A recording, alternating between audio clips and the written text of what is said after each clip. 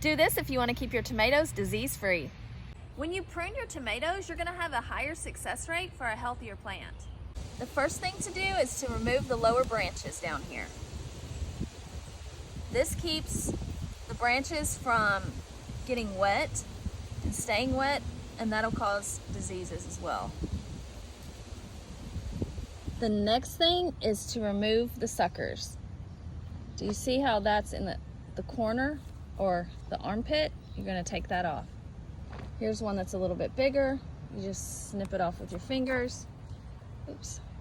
And here's another one that's a little bit bigger.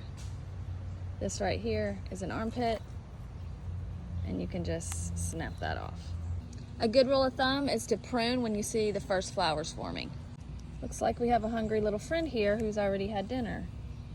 When you're growing indeterminate tomatoes and you're trimming off the suckers, you do this so that the plant focuses all of its energy and into fruit production instead of more leaf production. Here's another pretty big sucker. You can actually cut this off, put it in some water, let it root, and then replant it. Here's another quick tip. With determinate varieties of tomatoes, you don't want to cut any of the suckers off above the first set of flowers, only below that. And if you want to get yourself a cool garden bench, there'll be a link in my profile with a discount code.